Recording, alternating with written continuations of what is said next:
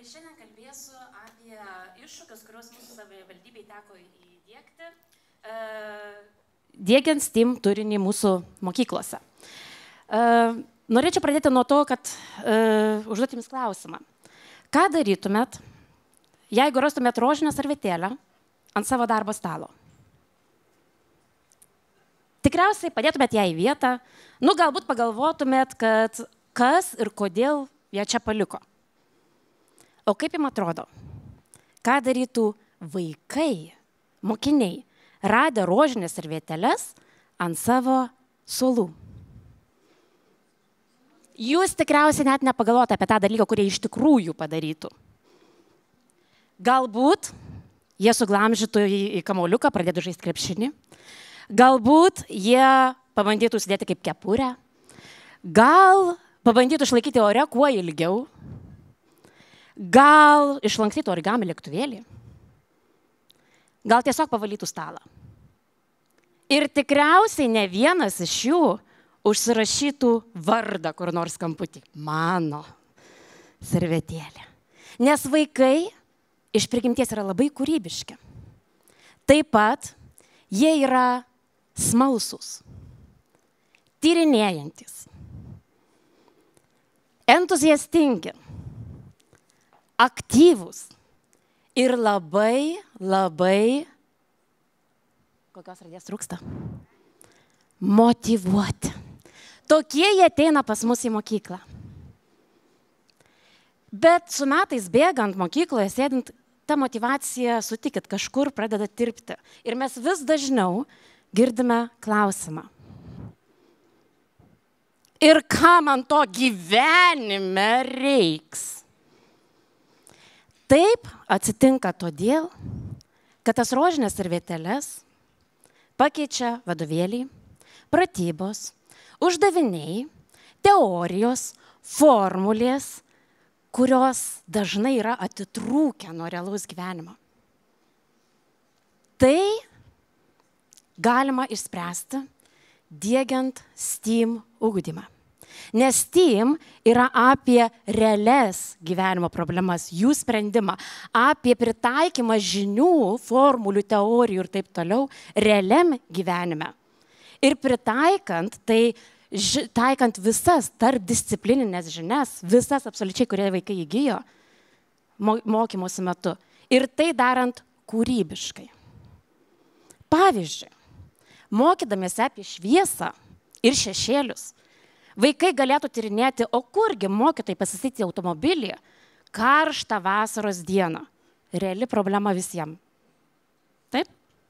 Arba tyrinėdami garsus, mokydamiesi apie garsus, apie kurie medžiagos, kurie sugeria gerai garsus, kurios atspindi garsus. Taip? Mokiniai galėtų ieškoti idėjų, kaip padėti savo klasės draugui, kuris labai kenčia nuo triukšmo. Įtraukusis ugdymas taip pat. Taigi, jeigu STEAM ugdymo metodas skatina vaikus aktyviai veikti, motyvuoja juos, artina ugdymo procesą į tą realybę, taip pradanginant tą klausimą, kam man to reikia, kodėl jis taip lėtai skinasi kelią į kasdienės pamokas. Nekalbu apie būrelius, nekalbu apie užklasinę veiklą, kalbu apie kiekvieną dieną, kiekvieną pamoką. Kodėl ne visi mokytojai skuba jį taikyti?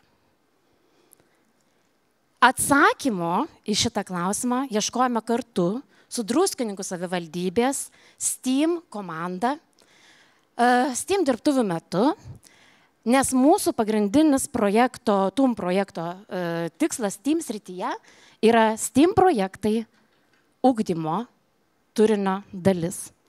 Vadinasi, mes norim į kasdienės pamokas atnešti kuo daugiau STEAM metodo, kad vaikai pamatytų prasmę. Ir bekalbant, benagrinėjant tą dalyką, kodėlgi vis dėlto taip lėtai viskas čia vyksta, priėjome prie 3 pagrindinių kliūčių. Pirma kliūtis tai skirtinga STEAM samprata tarp mokytojų, skirtinga mokytojų patirtis STEAM. Antra, kad pedagogai nėra užtikrinti visose disciplinose, nes STEAM integruoja visą mokymo turinį. Ir trečia, kad trūksta STEAM metodinės medžiagos. Ir praėję visą šitą raudų sieną, čia mokytojo žodžiai, taip, mes atsistoję prie raudų sienos, bėdavojam, kas čia viskas blogai, mes nusprendėme imtis veiksmų, kad įveiktume šitas visas 3 kliūtis. Ir šiandien su tais veiksmais norėčiau su jumis pasidalinti.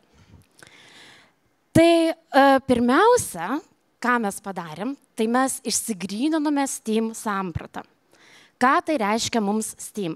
Nes kai mokytojams parodžiau TUM srities apibrėžimą STEAM, kuris yra tinklapyje, gavau įvairių atsakymų.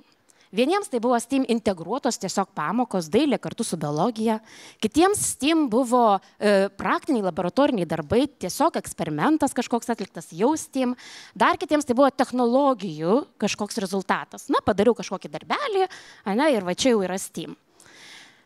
Tai ką aš padariau, pasidarėm tokias, atmato čia šone, tokias korteles su nuotraukom, su veiklų aprašymais, kurios buvo labai arti STEAM, o kitos buvo jau tikrai STEAMinės. Ir pažaidėm žaidimą su mokytojais. Ir su Kėdainiu, ir su Kaišiadoriu, ir su Druskininku. STEAM ar ne STEAM? Ir žinot, kas nudžiugino labiausiai?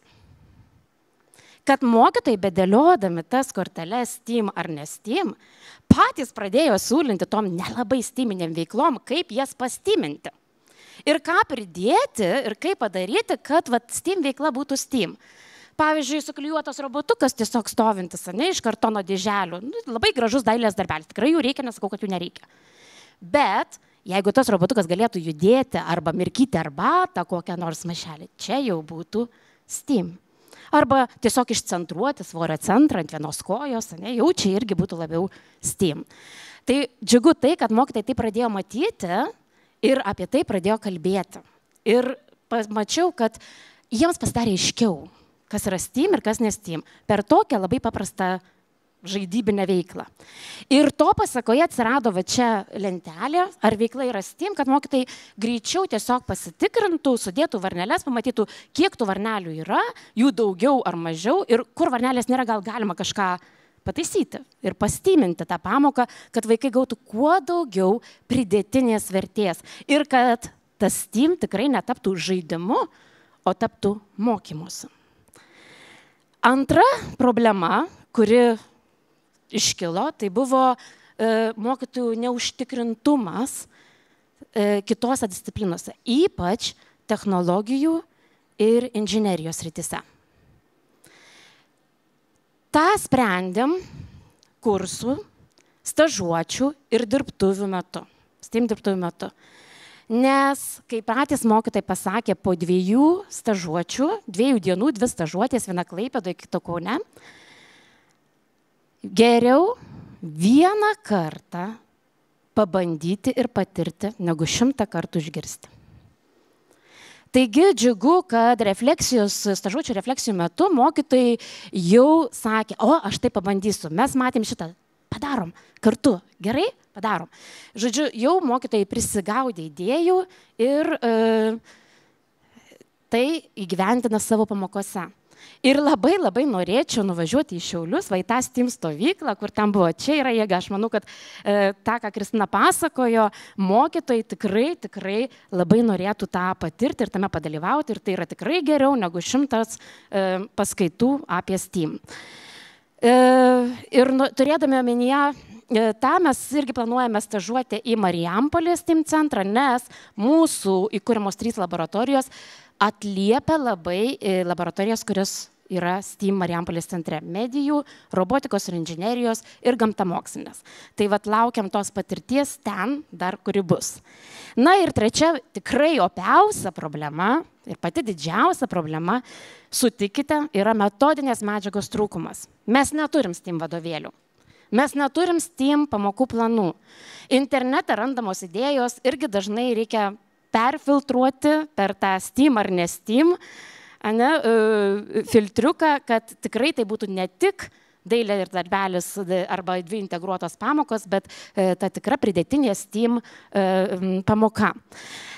Mes susėdom, pradėjom tiesa nuo pradinių klasių mokytojų, nes ten daug paprasčiau, nereikia tvarkyti tvarkaraščių, nereikia galvoti apie kitas disciplinas, nes mokytojas turi pagrindinės disciplinas veda. Ir susėdę, žinokit, galvom, peržiūrėjom ugdymo turinį, atnaujant ir galvom, na kokios čia temos, mes pasiimam, visų tikrai nepaimsim, pradėjom nuo kelių, kokias čia temas mes galim pastyminti, nu, ta prasme, pridėti STEAM metodą, kad vaikai įtvirtintų įgytas žinias jau mokykloje. Ir išsirinkom keletą temų, delegavom 2-3 mokytojam pasimti savo prie širdies mylimą, tą, kaip sakyti, artimą temą ir pagalvoti, kokį projektą STEAM jos galėtų pasiūlyti. Ir taip gimė metodinės medžiagos rinkinukai. Dar tik pradiniam klasėm ruošiame jau ir viduriniai, jau tuoj bus paruoštos ir sukeltos vidurinės. Čia matote elektros grandinės, kai mokiniai nagrinėja 3 klasėje, kaip jie tai galėtų pritaikyti ir įprasminti. Kiekviena metodinė medžiaga sudaro iš STEAM integracijos lapo, va čia kur matote nukirpta, kur labai gražiai iš ugdymo turinio atnaujinto, sukelta, ką kiekvienam dalyke, kiekvienoje srityje gali tie vaikai įtvirtinti.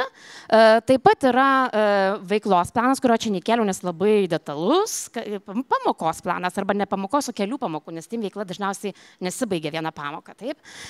Toliau yra mokinių skaidrės, kurios, tarkim, padeda vaikams ir mokytojai praeiti per tą tyrinėjimo etapus, per dizaino procesą visą, pasižiūrėti, kokie produktai gavosi, kokias medžiagas reikia naudoti ir galų gale aišku įsivertinti, pažiūrėti, ar tikrai taip gavosi, kaip aš sudizainavau, kas buvo sudėtinga, kur mano buvo per didelės ambicijos, o ką kitą kartą galėčiau pakeisti, o kas man iš tikrųjų labai gerai pavyko, aš nustebinau save.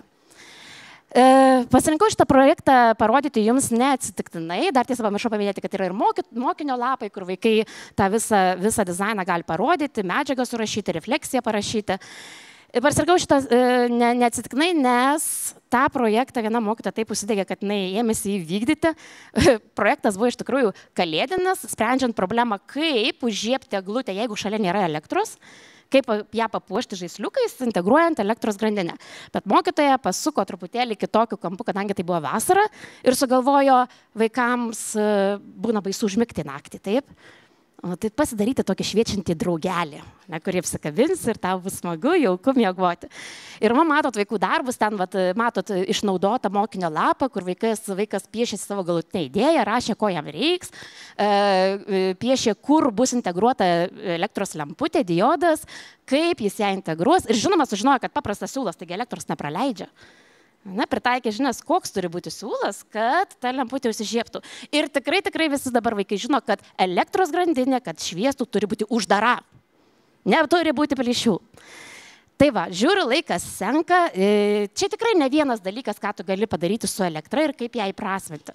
Taip, esu su vaikais gaminusi švyturius, kurie ne tik šviečia, bet dar ir sukasi.